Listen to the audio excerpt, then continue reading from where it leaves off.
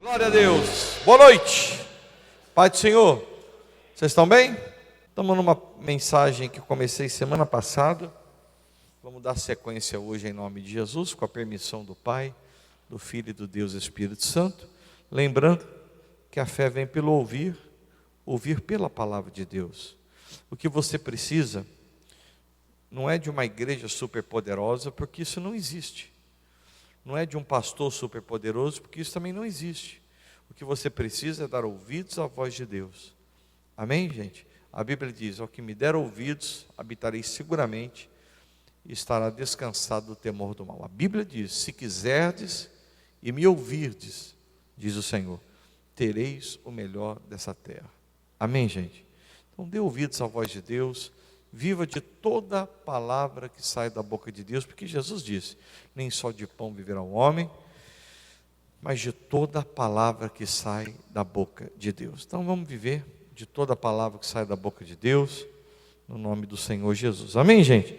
Eu sempre falo e vou continuar falando, nós só vamos morrer, seja de coronavírus, seja de H1N1, seja de tuberculose, seja de pneumonia, seja de infarto, de derrame, de morte natural, se for a permissão de Deus. Se Deus falou, na vida dessa minha irmã, na vida desse meu irmão, ele já cumpriu o tempo dele aqui, agora eu vou recolher para o céu. Acabou. Amém?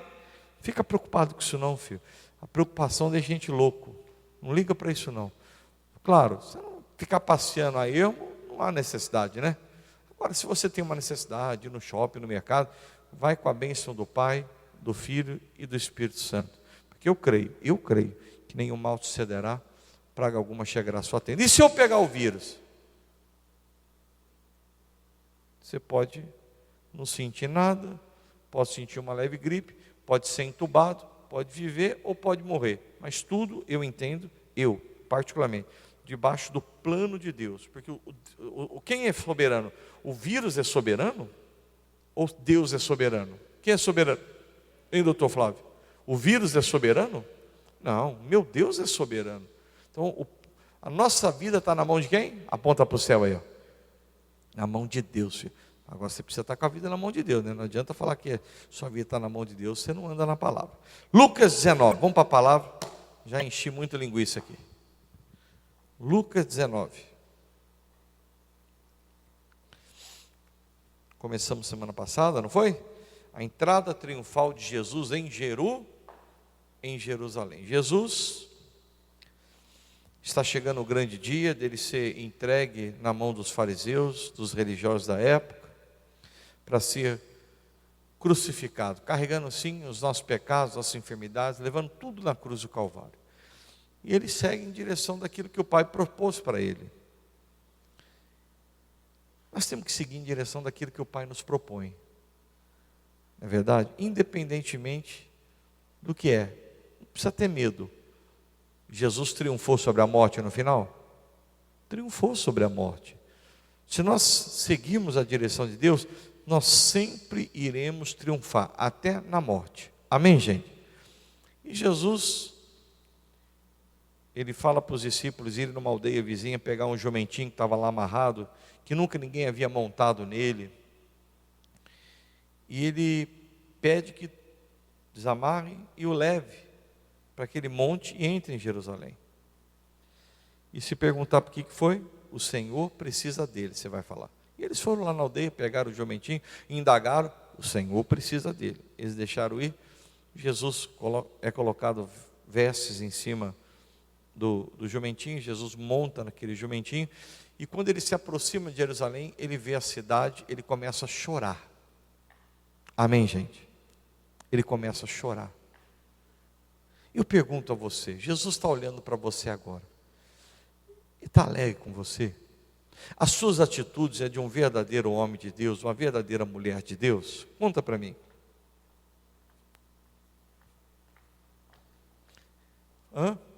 As suas atitudes condizem com a de um homem de Deus? Jesus olha para você e fala: este é meu filho amado em quem tenho prazer, este é meu filho amado em quem me comprazo. Sabe que Jesus olhando para mim, olhando para vocês, olhando para cada um de nós, ele pode falar isso? Ou ele olha e ele chora em ver o estado da pessoa na qual ele está olhando. Porque ele está olhando para você, eu estou olhando para você, eu vejo a senhora uma moça de Deus, uma moça de Deus, uma moça de Deus, uma mulher de Deus, um homem de Deus, uma família linda. É tudo família? Uma família linda de Deus. Eu olho para o casal ali, marido e mulher, casal bonito. Vejo Deus, mas Deus vê diferente. O homem vê o que está diante dos olhos. Deus olha para o coração. Ele está olhando para o seu coração. Ele está olhando para o Senhor.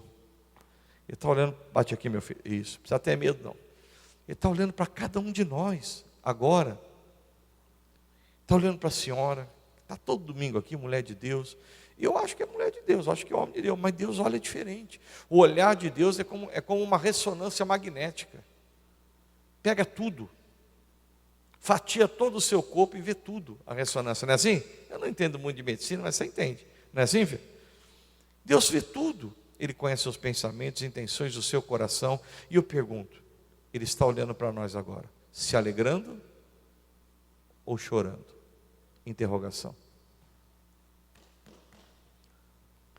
Ele olhou para Jerusalém e chorou, porque Jerusalém não o recebeu como Messias, os judeus não o receberam como filho de Deus, os judeus não o receberam como aquele que verdadeiramente era enviado de Deus para a salvação deles, para a regeneração deles.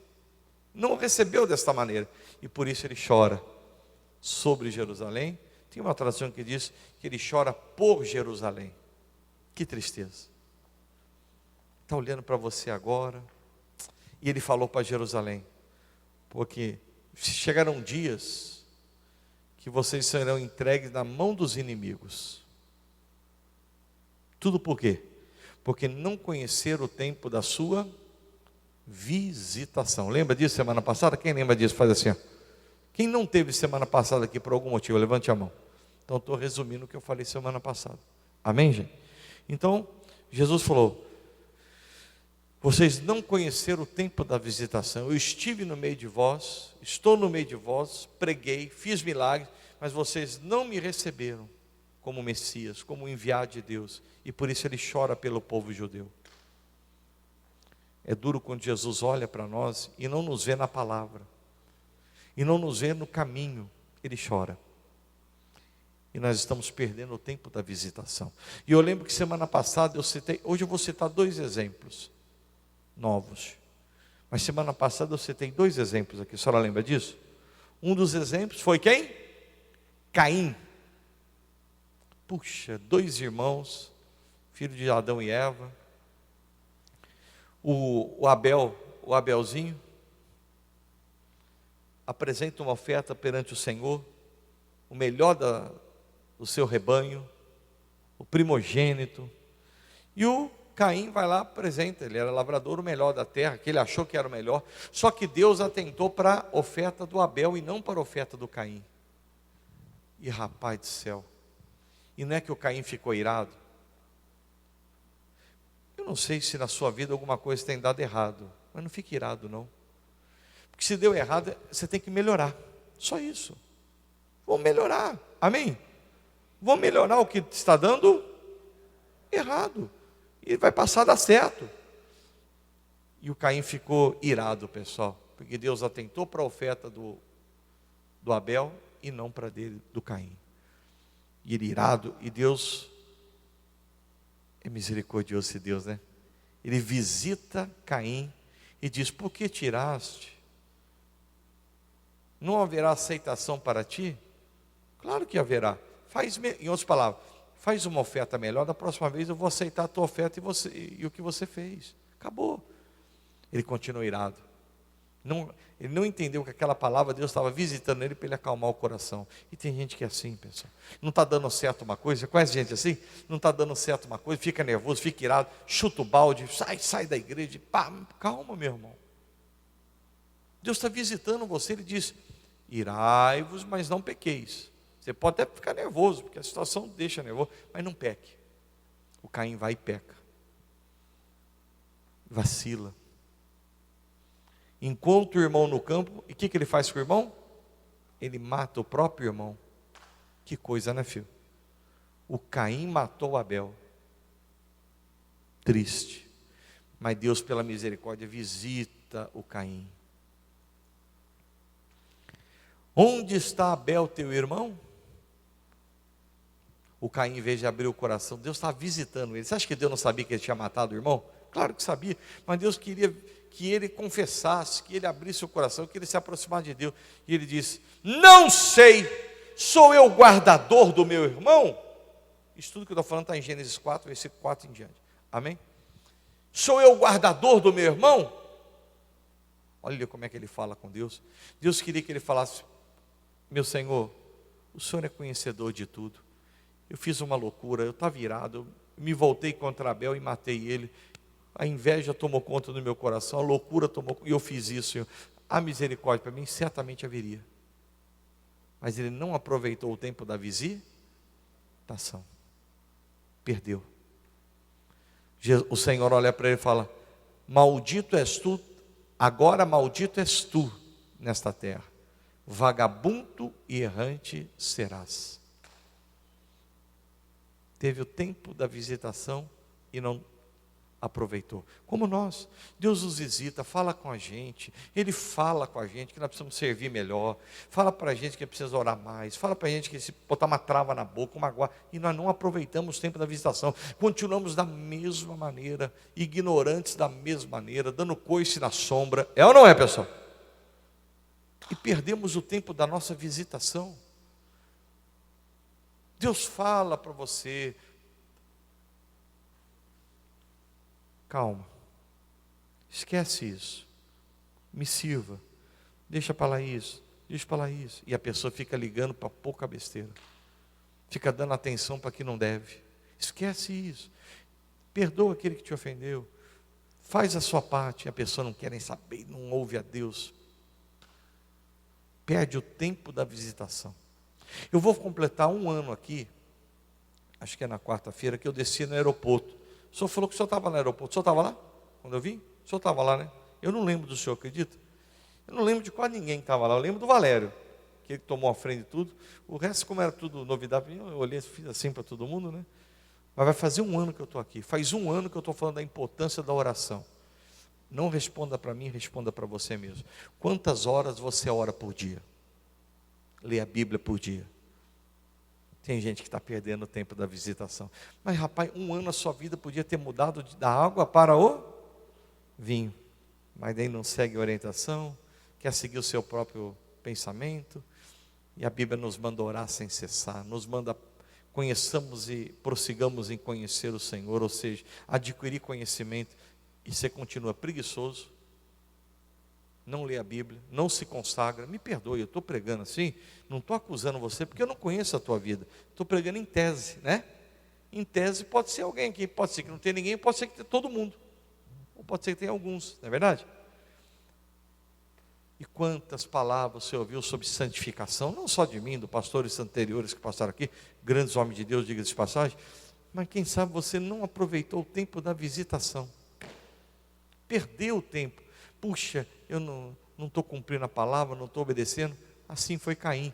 E Deus falou: agora tu és maldito por causa disso, porque você não aproveitou o tempo da visitação. Eu falei com você, eu falei para você, perguntei onde estava o seu irmão, né, em outras palavras, e você mentiu para mim. Não sei, sou eu o guardador do meu irmão? Que tristeza, né?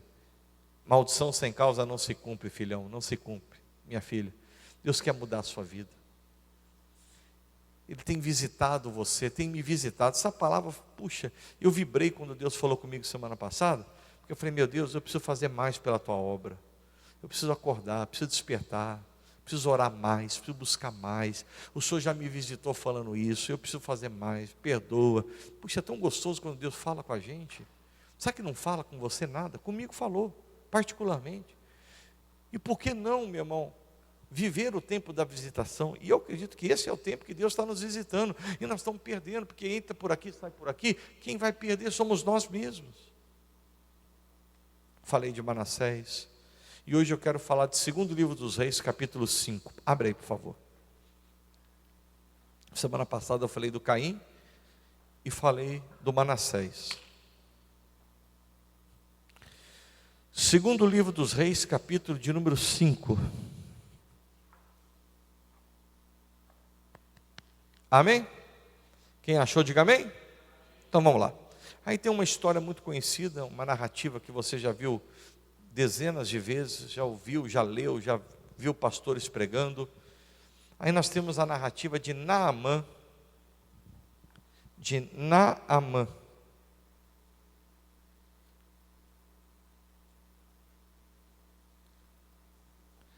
Segundo Reis, vai no capítulo 5 aí, filhão. Segundo Reis 5. Pessoal, não perca o tempo da visitação. Olhe para mim. Deixa eu dar um conselho para você. Tem um tempinho vago? Não está fazendo nada? Pega o santo livro, estuda ele, leia a Bíblia. Por favor, estude a Bíblia. O conhecimento nunca é demais na vida de um homem. Por favor. Bom, a Bíblia fala no capítulo 5 de um homem chamado Naamã. Ele era chefe do exército do rei da Síria. Por intermédio deles, Deus deu grande livramento para a Síria. A Bíblia diz que ele era, está na tela ali, né? Varão, homem valoroso, porém leproso. Ele carregava uma marca, a lepra. Que tristeza, né, cara? A lepra. Uma doença que para o judeu era infinitamente pior, diga-se de passagem. Ele, como não era judeu, ainda podia, não tinha regra para eles, podia estar no convívio, mas a dor era a mesma, o odor era o mesmo, a podridão da carne era a mesma, em qualquer homem de qualquer nação. Um sofrimento terrível. Alguém já foi no leprosário aqui? Você deveria ir. Por quê? Você vai ver que você não tem problema. Pode acreditar no que eu estou falando? Quando você vê um toquinho de uma pessoa na cama, do joelho para cima, sem os braços, com o nariz caído, com a boquinha aberta assim, e o coração batendo, você fala, eu não tenho problema. Eu não tenho problema algum. Eu sou ingrato de reclamar alguma coisa. Porque a lepra é terrível, pessoal. E Naamã era leproso. E a Bíblia diz que numa dessas investidas da Síria em Israel, ele vai e pega uma menina, uma mocinha, jovenzinha, adolescentezinha, e leva para trabalhar como serva da esposa dele, da sua esposa. Num determinado momento que Naamã chegava em casa, tirava a armadura, e aparecia a marca da lepra, aquela menina olhava, até o dia que ela teve a coragem de falar assim, ó, Oxalá, quem dera, tomara, que o meu senhor Naamã encontre o profeta que está lá em Samaria, porque ele o restauraria da sua lepra. Duas coisas me chamam a atenção aqui, não é a nossa mensagem hoje, mas eu preciso falar para você, posso? Primeira coisa,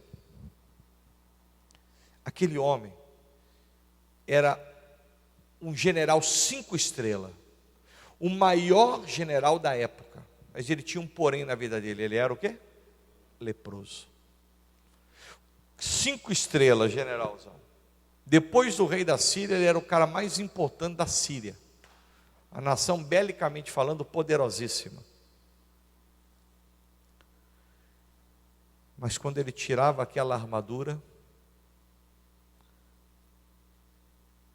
era exposta à podridão, era exposta uma doença aos olhos humanos incurável, era exposta ali toda uma vergonha daquela impureza, um cheiro terrível, podridão.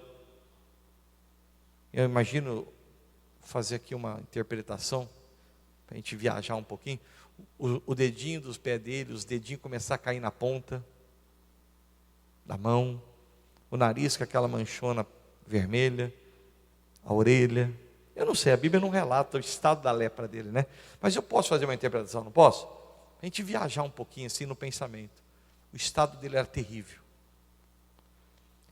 Em outras palavras, ele se escondia atrás daquela armadura. Quando era tirada, até a empregadinha, a menininha escrava, viu que ele era um homem doente. Deixa eu falar uma coisa para você. Levanta a Bíblia, deixa eu ver a Bíblia, levanta aí. Nunca se esconda atrás disso aqui. Atrás de um instrumento. Nunca se esconda atrás de um fardamento, de um instrumento, de um microfone. Porque todas as coisas estão nuas e patentes diante daquele que um dia veremos de prestar conta. Amém? Não se esconda. Ele se escondia atrás de uma armadura, montava no seu imponente cavalo branco, ia para a batalha, mas quando chegava em casa, tudo estava aparente. Toda a nossa vida está nua e crua diante de Deus. Não adianta eu ficar aqui,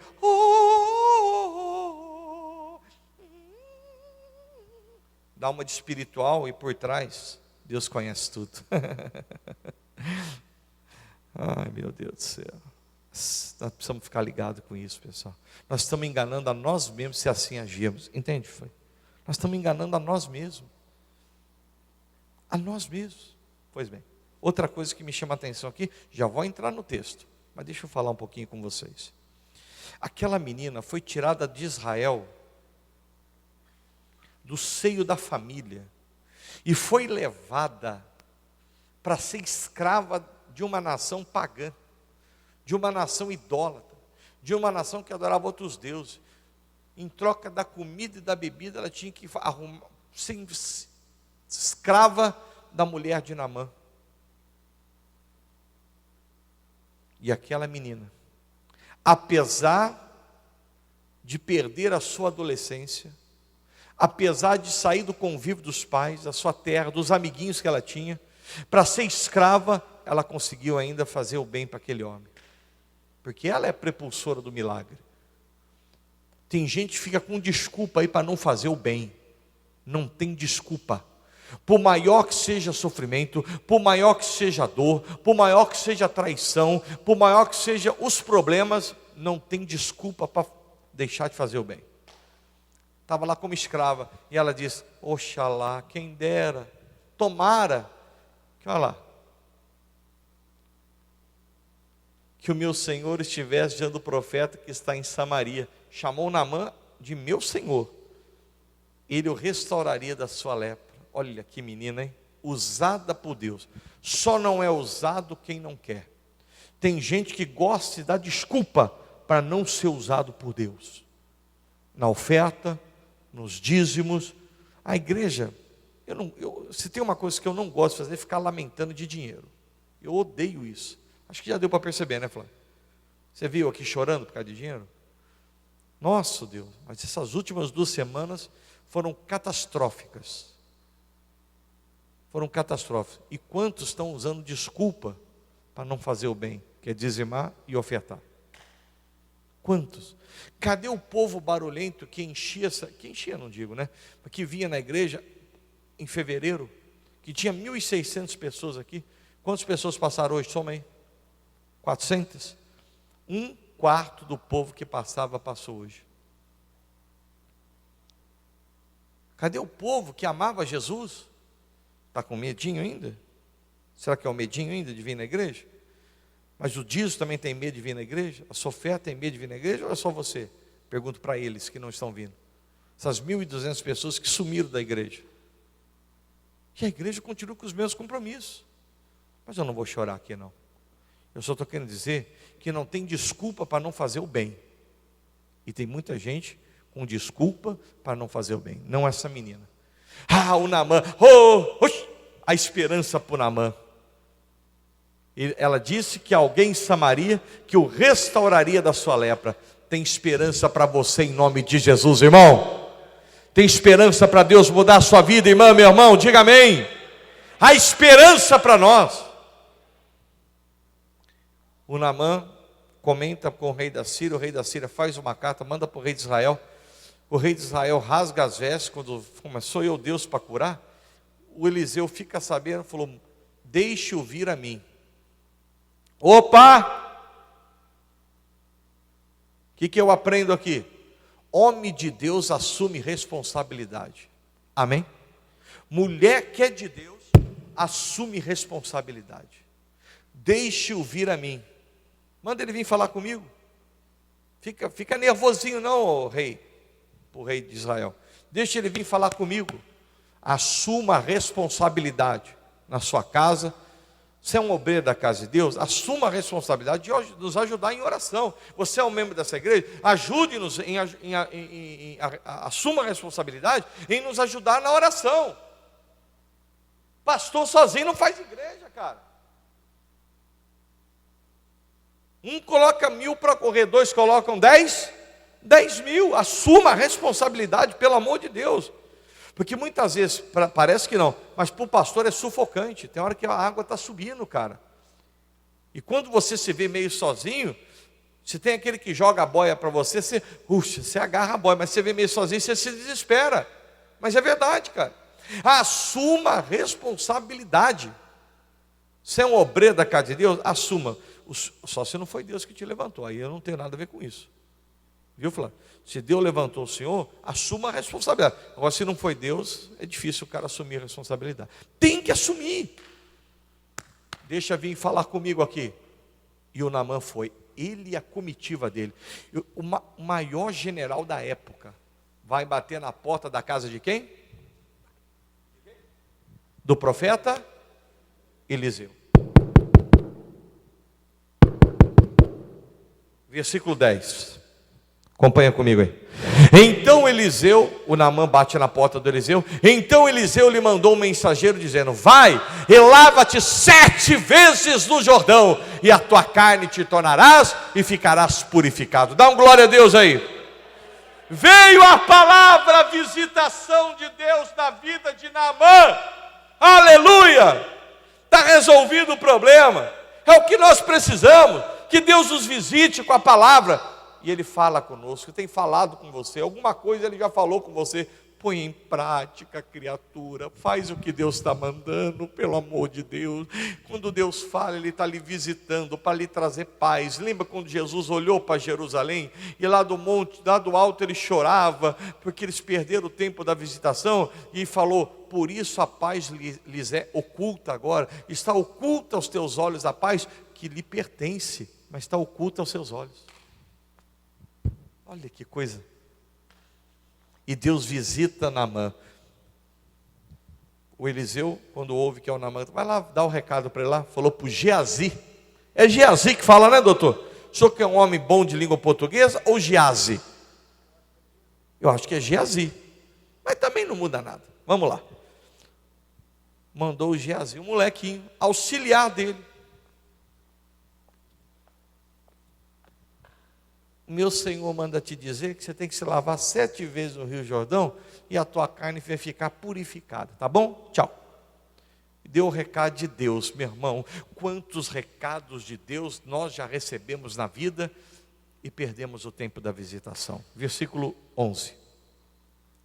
Porém Naamã muito se indignou e se foi, dizendo: eis que eu dizia comigo, certamente ele sairá, pôr-se-á em pé, invocará o nome do Senhor seu Deus, e passará a mão sobre o lugar, e restaurará o leproso. Não são porventura Abana e Farpar, rios de Damasco, melhores que todas as águas de Israel? Não me poderia eu me banhar nestas águas, me lavar nessas águas e ficar purificado? Versículo seguinte. Então, volta lá, volta no 12. E voltou-se e se foi com indignação. Ele recebeu a palavra, ele recebeu a visitação de Deus. O que ele tinha que fazer? Obedecer, ir lá se banhar 7 vezes no Rio Jordão, que Deus falou que ele seria curado e acabou. Mas ele ficou indignado. que ele era um general da mais alta patente. Ele era o bambambam, ele era o cara. Eu sou o bom, sou o bom, sou o bom. Tem cara que acha que é o bom. É verdade, tem cara assim. Até na obra de Deus. Eu conheci pastor que ele se acha o máximo. Eu me acho fraquíssimo e um miserável. Tem cara que se acha o máximo.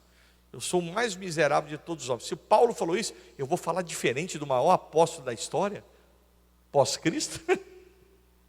Eu sou louco. Mas tem cara que se acha a última bolacha do pacote. O cara. O Naamã se achava o cara. Poxa, eu pensei comigo que esse profeta sairia ao meu encontro, levantaria as mãos para os céus, invocaria o nome do seu Senhor, passaria a mão sobre o lugar e o restauraria. E ele me manda me banhar 7 vezes no rio. Tem gente igualzinho dentro da igreja, igualzinho o Naamã, que ouve a palavra e fica indignado. Quer ver? Eu vou dar um exemplo. Mas só prega isso? Mas é assim que acontece. Eu sei, eu estou na igreja há 23 anos, só prega isso, só fala de santidade e de pecado, de santidade, de céu, de inferno. Não, eu quero ouvir de dinheiro, eu quero ouvir de conquista. Cuidado, viu? A conquista começa pela santidade. Cuidado, hein? A prosperidade começa pela fidelidade. Cuidado, hein? Mas fala muito de céu. Mas a Bíblia diz: buscar em primeiro lugar o reino dos céus e a sua justiça, e as demais coisas vos serão acrescentadas. E fica indignado. Naamã ficou indignado quando ouviu a palavra. A Bíblia diz que ele virou as costas e foi? E foi o que, pessoal? E foi embora. Quando você não obedece à palavra de Deus, quando você perde o tempo da visitação, eu vou fazer uma ceninha aqui, posso? Quando você ouve a palavra e perde o tempo da visitação, assim acontece. Quer ver? Você chega na igreja, como o Naamã chegou até a porta da casa. Ô, meu filho, tudo bem? Como é que tá aí, bigode? Só na paz? Ed Murphy. Nosso obreiro missionário Ed Murphy aqui fora. Está cuidando de tudo, esse homem de Deus. Meu amigo, né, filho? Põe a cara aqui para o povo te ver. Vem cá, meu filho. Esse é homem de Deus para mais de metro. Vamos aplaudir Jesus pela vida desse homem. Obrigado, filhão. Cheguei na igreja, cheio de problema. Leproso, cansado, afadigado, doente, na miséria. Sentei no banco. Igual a velhinha da praça. Ouço a palavra. Deus me visita. Só que eu fico indignado, não obedeço a palavra, vou embora. Engraçado que eu vou embora da mesma maneira que eu cheguei. Naamã chega na porta da casa do profeta, de que forma? Leproso. E volta leproso para casa. E tem muita gente assim na igreja, que por não entender o tempo da visitação e não obedecer, falar: não, eu preciso mudar de vida. Ter a humildade de falar: eu preciso mudar minha conduta, eu preciso mudar minha vida, alguma coisa Deus falou comigo, eu vou mudar, mas não faz isso. É um ciclo de idas, de vindas, vai, vem, vai, e sai da mesma forma que entrou. O Naamã estava indo embora leproso. Se foi indignado, nervosinho, revoltado, que achou que ia ter uma atenção especial do profeta. Tem gente que quer atenção especial. Meu irmão, eu prefiro que Deus me dê atenção do que os homens me dê atenção. Que o homem não tem nada para me acrescentar na vida, na maioria das vezes. Mas Deus tem tudo para fazer na minha vida. Amém? Naamã vira as costas e vai o quê? Volta para casa leproso da mesma maneira. No caminho da volta, o servo dele fala: mas meu senhor, se o profeta lhe pedisse algo mais difícil, algo grande, o senhor não faria? Ele só pediu para o senhor se banhar 7 vezes no Jordão, não custa nada. Oxi, como é bom ter bons conselheiros do lado. Quem tem sido os seus conselheiros, hein? Quem tem sido os seus conselheiros? Cuidado. As más conversações corrompem os bons costumes, diz a palavra de Deus. Cuidado com o mau conselheiro. Cuidado. Cuidado. Eu me lembro quando eu fui pastor na cidade de Jundiaí. Primeira igreja praticamente. Eu fiquei 12 dias numa igreja e fui transferido, porque o pastor ficou doente, para essa igreja, uma regional grande lá. E eu era solteiro, eu era noivo da minha esposa. E quando eu assumi a igreja, tinha uma senhora lá que era antiga na igreja, tinha 30 anos de igreja. Que todos os pastores almoçavam na casa dela domingo. Era de praxe. E chega eu, um moleque, primeira igreja praticamente, solteiro, estava noivo.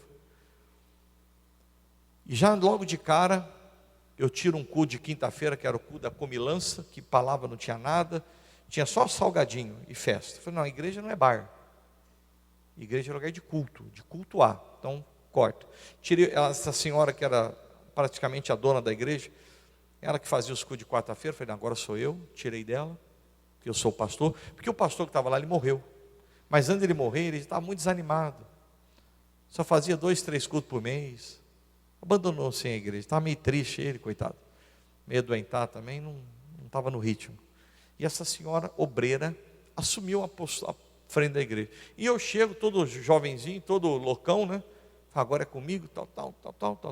O senhor vai almoçar na minha casa? Eu falei, não tem esse costume não, irmã. Só me perdoe, vou almoçar aqui na igreja. Aí começou aquela... E aí, a igreja vazia. Aí eu assumi a igreja. No outro dia o rapaz morreu.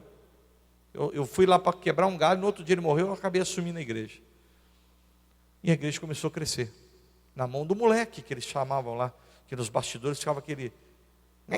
moleque solteiro. E essa senhora, ela ia para a porta. Olha que conselheira do Satanás. E falava para o povo assim: vamos fazer um abaixo-assinado para tirar esse moleque daqui? Nós precisamos de um pastor casado, ele está noivo. Isso aí deve estar no pecado da fornicação. Olha, pode isso. E eu não sabia de nada. E para mim ela falava assim: ô pastor, bom Pai do Senhor, meu pastor, bom dia, boa tarde, boa noite, eu te amo, pastor. E por trás, e eu, sem experiência nenhuma, até babei aqui, ó. Sem experiência nenhuma, tocando o barco, a igreja crescendo, e ela ficava lá na porta. Esse negócio de pastor solteiro não dá certo, nós precisamos de um homem experiente aqui. Você não tem experiência não sabe nem pregar. E o povo, mas estou gostando da pregação dele, papapá. E começou a encher, até a hora que o povo se encheu, veio falar comigo. Aí eu botei ela no banco. Mas o que eu quero dizer com isso? Cuidado com os maus conselheiros. Eu ouvi falar, cuidado com esse papo de ouvir falar, hein? Se ouviu falar, tem que ser da minha boca, não da boca de terceiros. Nunca acredite em terceiros, porque a Bíblia diz, o homem não faz mais do que mentir. Seja Deus verdadeiro e todo homem o quê? Mentiroso, está na palavra. Se falar que eu falei, pode vir falar comigo. Se eu falei, eu falo, realmente falei. Se eu não falei, eu falo, quem falou mentiroso pode pôr aqui. Foi obreiro? Banco nele, banco nela. Na hora, não trabalho com mentiroso.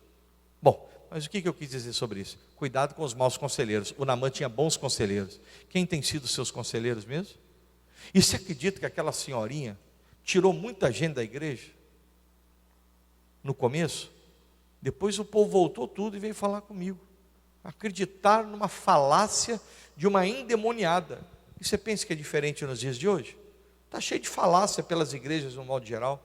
Cuidado, hein? Tudo que o homem planta, o homem colhe. Bom, o Naamã, graças a Deus, tinha bons conselheiros. E ele ouve aqueles meninos e volta e se banha 7 vezes no rio Jordão. E a carne dele foi curada na hora. Quando ele deu 1 mergulho, 2 mergulhos, 3, o 7º mergulho não tinha mais nada. A palavra de Deus é fiel, né, meu? Ela cumpre mesmo. O que Deus prometeu, Ele cumpre. Ele voltou atrás e aproveitou o tempo da visitação de Deus. E foi curado, foi purificado. A Bíblia diz que a carne dele ficou como a carne de um menino. Olhe para mim. Deus quer purificar você, purificar seus pensamentos, seus lábios, sua vida, seus caminhos, para que você se torne um menino espiritual, uma criança espiritual, porque a Bíblia diz, aquele que se fizer como uma criança, jamais entrará no reino de Deus, jamais entrará no reino dos céus, não vai entrar, se nós não tivermos o comportamento de uma criança inocente. Eu olho para minha filha, eu vejo uma inocência fora do comum, porque é uma criança de 5 anos de idade, como ali a criança também é inocente, na verdade, você é o pai da criança aí? O senhor é o papai? Não é inocente a filhinha? Não fala coisinha de criança. Então, se nós não formos como eles, inocentes, sem maldade, jamais entraremos no reino de Deus. Que coisa séria, pessoal. E Deus quer purificar você como purificou Naamã. Não perca o tempo da sua visitação. Bom, agora vamos para o segundo exemplo. Amém? Continuando essa mensagem aí. O Naamã ficou tão feliz, cara, que queria dar um presente para o profeta Eliseu. O profeta Eliseu negou, não quero nada, quero nada. Aí o Naamã insistiu, não, você tem que pegar um presente meu, não quero nada. Então vai em paz, eu vou em paz, então vai em paz, tchau. E o Naamã foi embora. O profeta Eliseu tinha um auxiliar chamado Geazi. Está aí no versículo 20 em diante, mas depois nós vamos ler. E o Geazi entrou um demônio no coração dele. Que Satanás! Por que eu fico revoltado quando eu prego isso aqui? Porque o Geazi tinha tudo para ser uma bênção. Diga eu. Não estou ouvindo, não. Diga eu. Não, você não fala não, diga eu. Porque se a voz é de trovão, parece que só você está falando e eles não estão falando. Fica quietinho. Fala, eu tenho tudo para ser uma bênção. Fala agora, repete aí, pastor. Ih, mas que voz fanhosa é? Amém? Eu tenho tudo para ser uma bênção. Diga bem forte.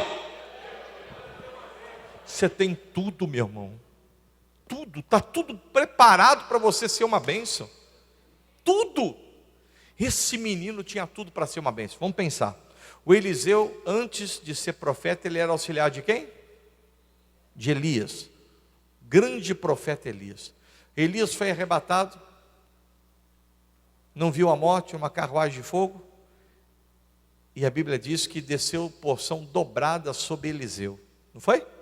Porção dobrada. Fez o dobro de milagre que o Elias. Agora, a escola de profeta continua. O Eliseu arruma um auxiliar, preparando ele para ser profeta. Deus está preparando você para a grande vitória. Você vacila, cara. Vixe, eu fico doido com isso, cara. Fico doido, cara.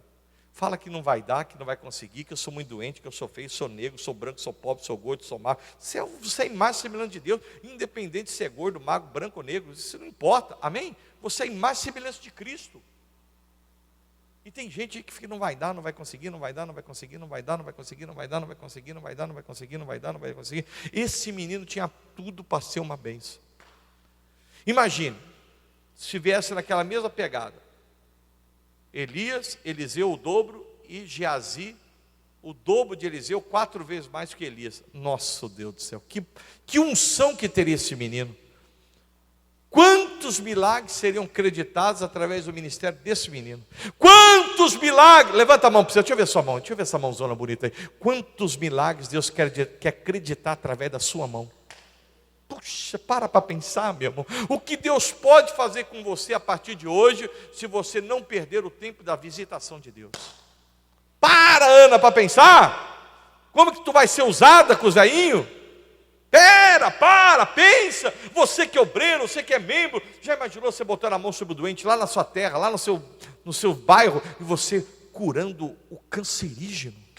Deus curando, melhor dizendo, através de você. Puxa, quão grandes coisas Deus pode fazer através da sua vida, através da minha vida, através da nossa vida. Diga amém. Aquele menino tinha tudo para ser uma bênção. Estava do lado do profeta Eliseu, quando o profeta Eliseu falou, não quero nada, Naamã, mas pega aqui o dinheiro, pega a prata, pega a venda, não quero nada, não quero nada, não quero nada. Versículo 20. Então Geazi, moço de Eliseu, homem de Deus, disse, eis que o meu senhor impediu a esse Ciro Naamã que da sua mão se desse alguma coisa do que trazia. Porém, tão certo como vive o Senhor, que hei de correr atrás dele e tomar alguma coisa dele. Versículo 21. E foi Geazi em alcance de Naamã, E Naamã, vendo que corria atrás dele, saltou do carro a encontrá-lo e disse: vai tudo bem? Versículo 23. E ele, 23.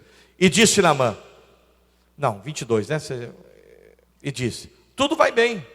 Meu senhor me mandou dizer: eis que agora mesmo vieram a mim 2 jovens dos filhos dos profetas da montanha de Efraim. Dá-lhes, pois, 1 talento de prata e 2 mudas de vestes. Versículo 23. E disse Naamã: se servir tomar 2 talentos, você está pedindo 1? Pode pegar logo 2 sacão de 2 sacolonas de prata aqui, leva, meu filho. Eu estou feliz, estou curado, aqui não tem mais nada aqui, olha, estou curado. Pega o que você quiser, prata, veste, pega tudo. Se servido, tome 2 talentos. E estou com ele, e amarrou 2 talentos de prata em 2 sacos com 2 mudas de vestes, e pô-la sobre 2, calma meu filho, nem li ainda, já está passando, e pô-la sobre 2 dos seus moços, os quais os levaram diante dele. 24. E chegando ele à altura, tomou-os das suas mãos e os depositou na casa, e despediu aqueles homens e foram-se. Olhe para mim, pessoal, diga misericórdia. Ele tinha tudo para ser uma bênção, esse moleque. Molecão novo, saradão, molequinho, tinha tudo para crescer na vida, ser um campeão. Você tem tudo para crescer, vai deixar o diabo te enganar? Vocês têm tudo para crescer, nós temos tudo para crescer na vida, nós temos tudo para ser usado por Deus. Nós vamos deixar o diabo nos usar? O Geazi deixou. O camarada ficou só observando o profeta, falou: esse cara, ele fica fazer uma interpretação bem ralé aqui. Mas esse meu senhor Eliseu é bobo mesmo? Olha só, está tendo a oportunidade de pegar alguma coisa do Naamã, do sírio. Naamã não quer pegar nada, mas que cara bobo. E ofereceu de novo, ele não quis, não é possível. Quando ele vira as costas, ele falou: eu vou tomar alguma coisa dele. Eu vou tomar alguma coisa desse Naamã. E foi, pegou, correu. Tem gente que não corre para os braços de Deus todo dia. Não corre para orar, não se joga, mas corre, se apressa para o pecado. Sabia que tem gente assim? Apressadamente fica pecando dia e noite. Fala o que não deve, faz o que não deve, mas não corre para os braços de Deus. O menino correu. Correu para pecar. Aí o Naamã viu que ele estava correndo, parou, não sei se ele está gritando, né? Parou, desceu do carro, foi ao encontro dele, falou: o que foi, meu filho? Vai tudo bem? Vai tudo bem. Aí o Geazi faz o seguinte: meu senhor mandou te dizer. Olha que menino o quê? Mentiroso. Meu senhor mandou te dizer. Falando que o Eliseu mandou falar isso para o Naamã. Chegaram 2 profetinhas lá da terra das montanhas de Efraim, e estão precisando de ciclos de prata e de mudas de veste. O Naamã tão feliz, falou: pega o que você quiser aqui, meu filho, pega aqui o que você quiser, não pegue uma, não pegue logo 2. Botou 2 servos dele para levar para o Geazi lá na casa dele. Quando estava chegando perto da casa dele, ele falou: não, pode deixar aqui, vai embora, vai embora. Ele mesmo foi e guardou dentro de casa. Versículo 25. E ele entra para falar com Eliseu. Então ele entrou e pôs-se diante do seu senhor, e disse-lhe Eliseu: de onde vens, Geazi? De onde você está vindo, meu filho? De onde vem, Geazi? E ele disse: teu servo não foi nem a uma, nem a outra parte. Caramba. Deus visita esse menino, que tinha tudo para ser uma. Porque até aqueles que têm tudo para ser uma bênção, e é esses que o diabo está correndo atrás. É desses que o diabo quer passar rasteira. É desses que o diabo quer cortar as pernas. Pensa que o diabo está preocupado com a prostituta, com o travesti, com o traficante. Está nada, está preocupado é com você, cara. Porque você está na igreja, você está na presença de Deus. Os outros já estão na mão do diabo. Os outros já estão no inferno. O diabo não está preocupado com quem já está lá. Ele está preocupado com você. E armou o circo para o menino, hein? Entrou uma ganância no coração. O demônio entrou e conseguiu enganar aquele menino. Mas Deus, pela misericórdia, visita ele. O menino deixa as coisas dentro de casa e entra dentro da casa do Eliseu. Ô, meu profeta, meu Senhor querido, meu Senhor amado, né? Com aquela cara lavada, né? O homem era profeta, cara. Pô, não dá para esconder. E ele faz a singela pergunta: de onde vens, Geazi? Fala para mim, onde você estava, meu filho? Estava procurando por você? Eu não te vi aqui. Estava por onde? Ah, teu servo não foi nem a um, nem a uma, nem a outra parte. Eu estava por aqui mesmo. O que ele fez? Novamente ele mentiu. Perdeu o tempo da visitação de Deus. E tem gente da mesma maneira. Você acha que eu consigo te enganar? Você consegue me enganar? Eu tenho esposa e filha, eu consigo enganar minha esposa e filha. Você consegue enganar seu cônjuge, seu filho, seu pai, sua mãe. Mas de Deus ninguém escarnece, nem consegue enganar Deus. Meu irmão, você vai colher o que está plantando. É inevitável. Teu servo não foi nem a uma, nem a outra parte. Em vez de falar: Senhor, olha, meu senhor Eliseu, eu vou falar a verdade para o senhor. Eu fui tomado pela ganância. Eu fui lá atrás do Naamã. Eu fiquei com ódio que o senhor não quis pegar a prata e as velas. E eu peguei para mim. O que eu faço agora? O senhor quer que eu vá lá e devolva? E eu menti para ele também. O que o senhor quer que eu faça? Mas não fez isso. Falou para ele, para o profeta: teu servo não foi nem a um, nem a uma, nem a outra parte. Estava por aqui mesmo. Versículo 26. Porém Eliseu lhe disse: porventura não foi contigo o meu coração, quando aquele homem voltou de sobre o seu carro a encontrar-te? Era isto ocasião para tomares prata, e tomares vestes, e olivais, e vinhas, e ovelhas, e bois, e servos, e servas? Pula. 27. Portanto a lepra de Naamã se apegará a ti, a tua semente para sempre. Então saiu de diante dele leproso, branco como a neve. Eu termino aqui dizendo: não perca o tempo da sua visitação. Esse menino tinha tudo para ser uma bênção. O senhor tem tudo para ser uma bênção. A senhora tem tudo para ser uma bênção. Senhora, Senhor, cada um de vocês. Ninguém aqui é desprezível aos olhos de Deus. Ninguém. Deus está com os olhos postos em você. Não perca o tempo da visitação. Esse menino perdeu. Agora estava marcado, no caso dele, para sempre. Se Jesus voltasse hoje, para onde a senhora iria? Não responda para mim, responda para você mesmo. Para onde o senhor iria? Você tem verdadeiramente aproveitado o tempo da visitação de Deus? E quando Deus fala com você, você obedece, dá alegria para Deus? Ou você é aquele que vai levando, empurrando com a barriga? Porque vai ter uma hora que nós vamos decidir a nossa vida para sempre. Não vai ter jeito, doutor. A eternidade vai vir para todos que estão aqui. Vamos decidir a nossa vida agora, pessoal. Deus está sendo misericordioso.